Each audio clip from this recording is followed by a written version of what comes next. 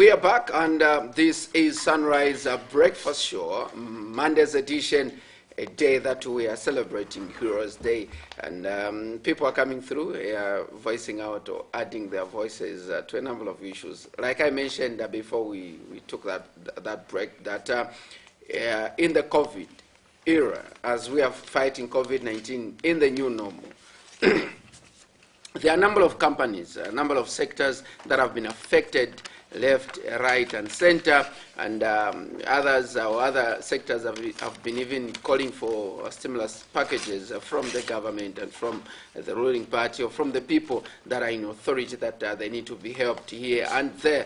But there are other sectors that have not been affected, and they are running as usual, and people have continued to make money this time around. We are talking about the Forex. I don't know whether to call it Forex industry or what, but the ladies here will give us more details on the issue to do with Forex, as well as how people have continued to make money. Southern Africa Portfolio Managers Enterprises Limited Company. Ms. Ndrovu, good morning. Good morning, and good morning, viewers. How are you today? I'm all right, thanks, and how are you? Fine, thank you. And also joining us is Aklen Tamika Siame, who is from the Zambian Accident Response Organization. She's the Director General. We'll be talking about the issues of accidents on the other side. Tamika, good morning. Good morning. Welcome to MUVITV. Thank you very much. Okay. Ms. Ndrovu, Southern Africa Portfolio Managers Enterprises Limited Company. What is the company all about? What are you dealing with? Are you selling potatoes or you're selling clothes? Well, our company starts all the way back from 2018. It was incorporated under the laws of Zambia, Companies Act of 2016. And basically what we are doing is we are into Forex trading.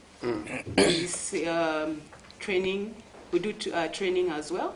To those who want basically to learn more about Forex trading. We do sell commodities, derivatives, and indices, just to mention a few. So basically what we do as a company, we train. We train people in Forex trading. We also have, I would say we also have a slot whereby if out there's somebody who wants to partner with us, they can come in and buy shares in our company as well. So basically what we are saying is, during this COVID-19 crisis, a lot of youths there have been misplaced. Some of them, they are even joined bad companies like drinking beer, finding different kinds of bad vice. So what we are saying basically as a company is, instead of you being out there, you know, the future of the country depends on the youths. So we want to come in as a company, as being Southern Africa Portfolio Managers Enterprise Limited Company. What we are saying basically is, in as much as we have got a lot of graduates from different universities and colleges, the government cannot manage to employ all of us. I'm also a graduate, and our company is basically owned and run by youths like me. From the top there to the bottom, we are all youths, pure 100% Zambian youths with the vibe, full of energy. You know, youths have got great energies, which when utilized properly, they can even add to the GDP of the country. So what we are saying basically is that if the government can partner with us, we can also supplement government's efforts by providing employment to youths. And we are saying that between now, which is 2022 to 25, our key strategic marketing plan is to provide free training to more than 1 million youths countrywide. We are going to provide them with 6 smartphones, and we are going to provide them with a minimum of $10 equity so that they can start trading. I know there are a lot of things out there going on behind the word Forex trading, because we have got a lot of scammers. You know what is happening on social media. Now, when I started, I talked about a number of sectors being affected with the COVID-19, and we've seen some companies closing because of COVID-19.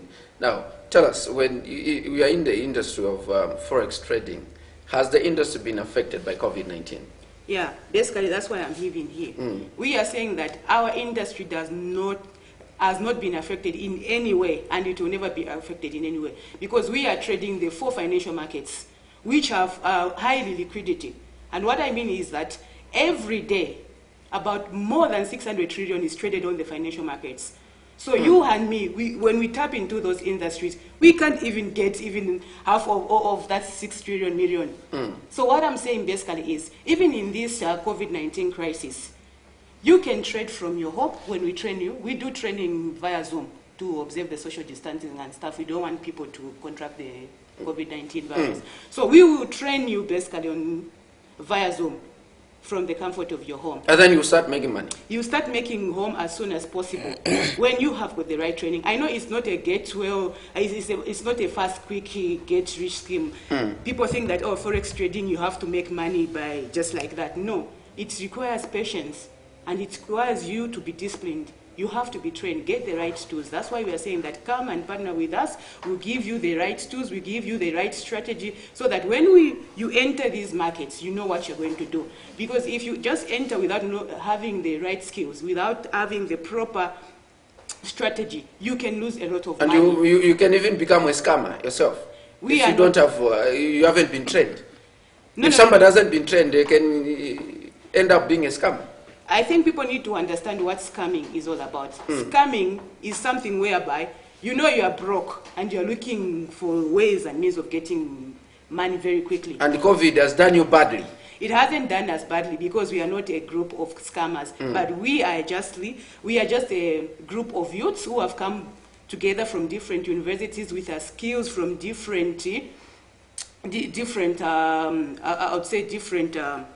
education background. I personally have done business management and administration. My boss, Mr. Chimponda, is a university graduate from CBU.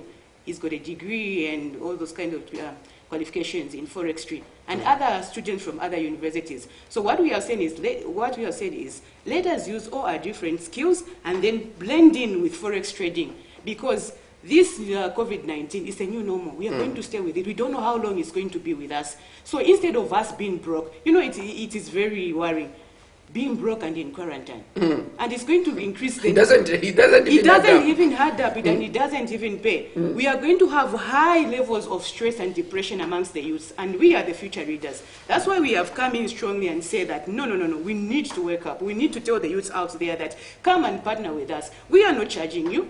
Because our target, our strategic marketing plan between 2025 is to train more than 1 million youths, free of charge. All you need is to avail yourself. So am I going to be right if I say you are here to alleviate poverty, to remove stress? And actually we want to remove the dependent syndrome amongst youths, whereby you depend on your parents. Only 45 at power flash. Yes, it doesn't even add up. You need to empower yourself so that you can pass on a good legacy to your children. You understand what I mean? So that in this crisis, some parents, they have not been working. How are they even going to pay your school fees? For example, if His Excellency Edgar Chagwalungu announced that today the lockdown has been lifted, everyone should go back to school, and your parents actually own one of these private bars and restaurants, they haven't been working, they haven't got money, but the schools are going to demand for the fees. So how do you help such families? That's why we are saying that, okay, give us your children who fall in the group of youths, as long as you've got a full grade 12 certificate, because you don't need any form of qualification to trade. We will train them, give them the right tools and the strategy, then they can help you. At least they'll lessen the financial burden for you to get them to higher education. Thank you so much, Ms. Ndrovo. We'll be talking much. Let's go to the issue of accidents. Akline Natamika Siame, Zambian Accident Response Organization. You are the Director General. Yes, please. Response. How are you responding to accidents? Well, Zambian Accident Response Organization, and as the name stands, it is an NGO which is specifically based in life-saving skills, such as first aid. How are we responding? By training trainers in emergency responses. You're also training? Yes, we are also training and sensitizing the public in life-saving skills such as first aid and safety. Yes. Let me just squeeze in this call. Maybe someone wants to ask more questions. Hello, good morning. Hello? Yes. You are live on TV. It's not my personal line. Yes, I just wanted the number for Number 4. Yes, you are, reduce the volume on your TV set. Reduce the volume. Yes, yes, good morning, sir. I'm happy to see you here. Reduce the volume on your TV set. I'm also happy to talk to you.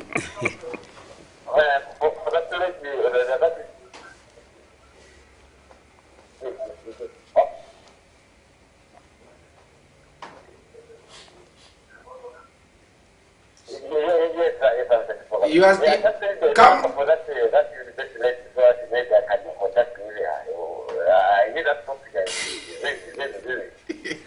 What is your name?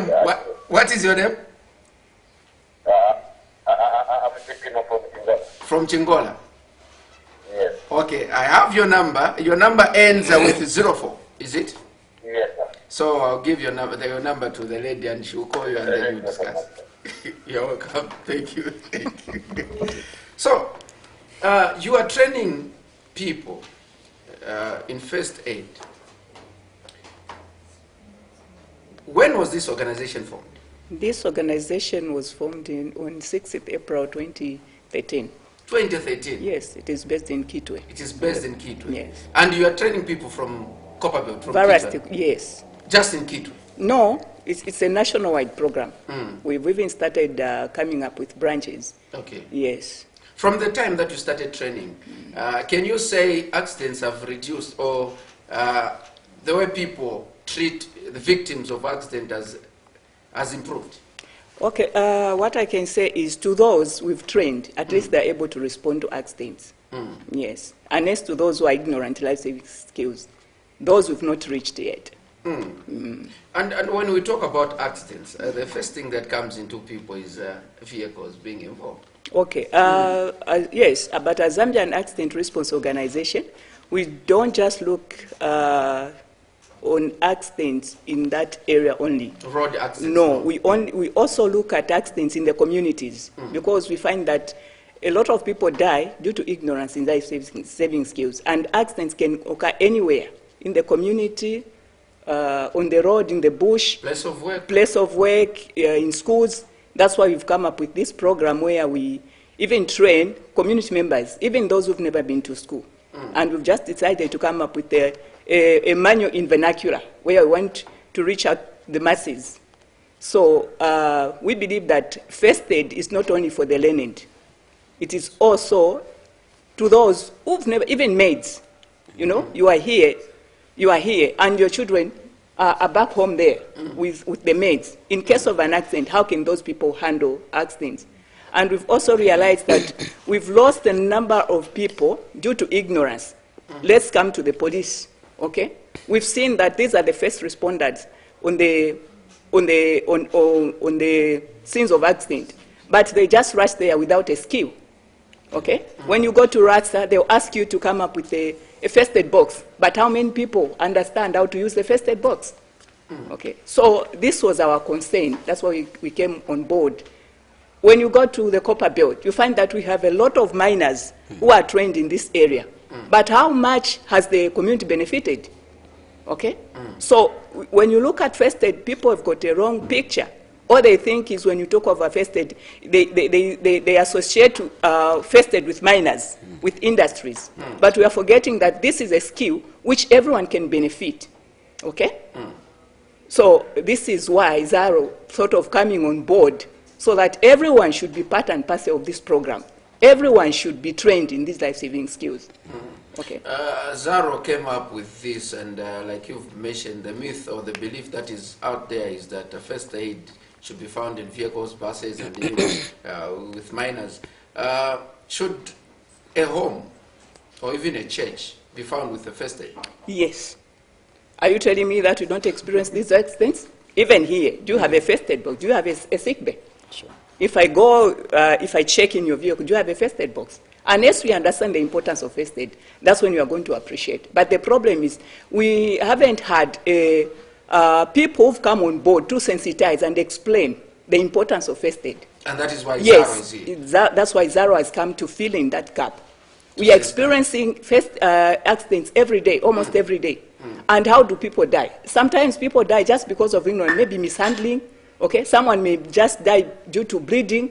If you and I were trained, okay, We can control bleeding, we can save lives. We can know how to handle those accident victims. Like, was it last week or so, I was watching one of the accidents which occurred here in Lusaka. Okay? I was so shocked, even the way that casualty was being handled. Suppose that casualty had a spine injury. Okay? Even if that person was not going to die, the way we handle those casualties, they'll die.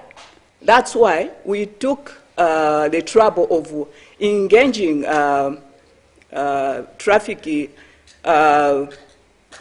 police officers, more especially the Commission of Police on the Copper Belt. We as ZARO have come on board. We want to offer a free training to police officers, but all we need is support to those programs. We have organized our instructors so that we can offer free training to the police officers across the nation. We are ready. But all we need is, we need people to come on board and support those workshops. Okay? So that at least, because we've realized that police officers are the first responders on the scene of accidents, but they don't have a skill. So this is contributing to a lot of deaths in our country. So if we embrace those people, we give them a skill. Even my colleague here was talking about the youths. We've done a pilot project like on the Copper Belt, where we got some youths from Lenga, Luangwa. We gave them this skill. Unfortunately, they've been taken up by companies as safety officers. So it is a skill which can benefit the country, even the community.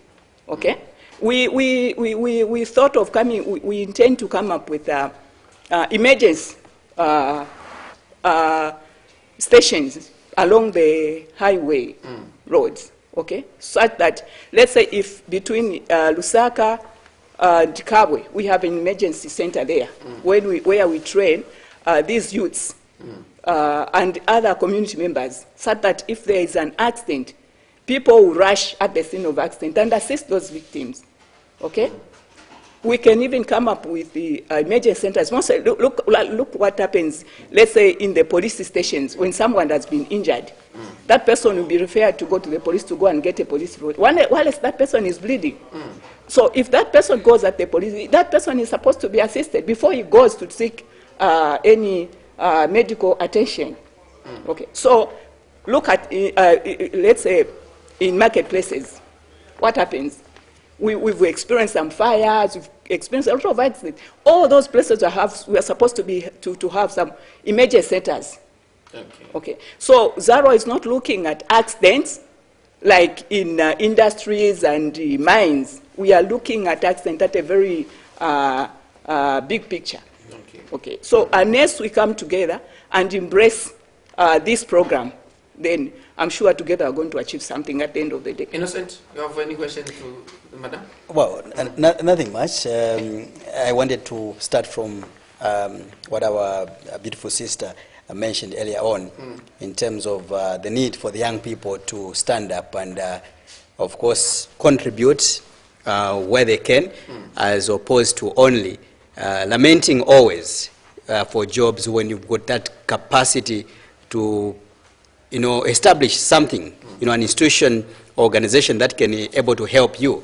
And I think you heard me passing a running comment that most of them find that, like you mentioned, that they are 40 years of age. Then somebody tells you to say, no, me, I'm an orphan. How do you become an orphan at the age of 40? Honestly, how possible is that? Okay, for me, it goes with our thinking as young people. The way we see things, you are going to be vulnerable for the rest of your life. But if you are going to realize, okay, fine, for me, I'm no longer an orphan. We are all orphans. We are all orphans here. Okay, but if we wanted to become orphans forever, even now, we would have been orphans.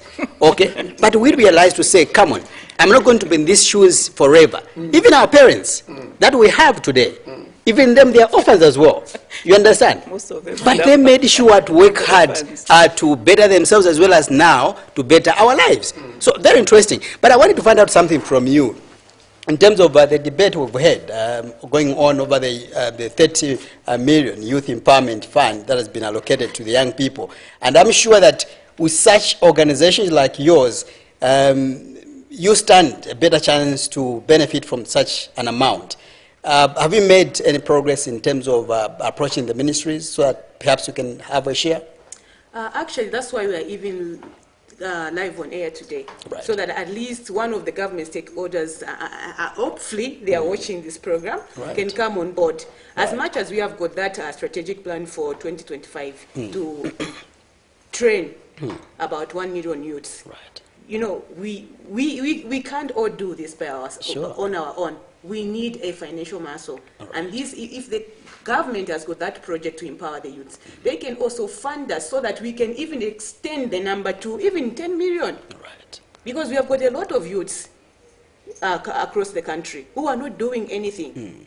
Energy is being wasted. That's the thing. Let me give you an example. For example, if we have got about 5,000 graduates from University of Zambia, University of Zambia is not the only higher higher institution of learning, yes. There's UNLAS, there's CBU, Sure. there are these other colleges. These They are also private offloading their graduates. Where are they going to go? And if you look in the Daily Mail, all these national papers, maybe they are just asking for one position, but being advised. With a maximum. That's my point. You get my point. Right. They want one position to be filled, but they have advertised to more than 10 million youths across the country. Right. How are they going to achieve that? The others will be just roaming the streets doing nothing, drinking beer and the other things, even substance abuse. If it has women, they'll be also going to blessers. You know, this thing which has come about blessers. Why? Because an idle mind is the devil's workshop. Right. Me, as for, I would say, there is hope. And God has blessed each one of us to be somebody in future. So that's why I'm saying that, can the government partner with us? We are available, we are ready to train the youths so that we can supplement government efforts. Come on board. We are not charging you, it's free of charge. You just need to open an account with SAPS managers. And then we will train you so that at least you can add a value to your nation or your community and your family at large. And together we can move forward rather than complaining, just sitting there, no, the government is not doing this, is not giving us jobs. You are the government. The person in those higher positions, for example, His Excellency, the President, Edgar Chagwa, it's just there to what? To express our needs and Exactly. concern. We have voted, we have put him in the State House so that he can go there to what? To express our personal concerns and interests. But we are also part of that government. So that's why I'm saying let us not lag behind. Let us not sit idly doing nothing. Let's come on board and change the face of Zambia. We want to better this country because we can. We can be one of the... Indeed, we can. We will do our part as a media house in terms of advocating for that which is the best for you. And I will also encourage you to approach the ministries and, of course, submit your credentials in terms of your organization so that perhaps they can able to help you with that an amount. Because I'm told today now, it's like ministers and MPs have become very popular now. They are being followed by cadres from the day when that 30 million kwacha was announced. Because cadres wants to benefit. But if money can come to such an organization, I think it will be better.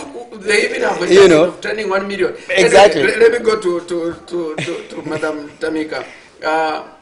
Your final remarks or final words, your appeal. You are saying we should come on board. You should come on board. Should come on board. Your final remarks, your appeal, whether to the ministry, whether to relevant authorities. Okay. Our appeal to the relevant authorities. I know accidents have affected each and everyone in this nation, and we've been hearing a lot of reports on accidents day in and day out. Our appeal is to come to our aid so that we can train as many as people in this area. We've started opening branches nationwide. How are we doing it? As Zaro, we are offering free trainings. Let's say in Lusaka here, you mobilize about 50 youths, you give them a free training, and then we start a branch. And then we intend to come up with a meeting where we're going to invite some stakeholders who are vested in these life-saving skills, like companies like Mopani, CEC, Kalumbila, all those, so that we come up with a body to see how best we can help this nation, this area, and come up with a policy so that we are able to monitor. Because as you can see this time, when you talk about first aid, there are so many organizations, and that's why our voice has not been heard. So if we come up with as a team and we speak one voice, and we look at the standards of what type of first aid is being offered out there, I think we are going to move and thank you so much. Hope to see you soon. I hope to see you soon so that you talk more about these issues. Ms. Ndrobo, thank you so much for coming. On behalf of Innocent People, my name is Kelvin.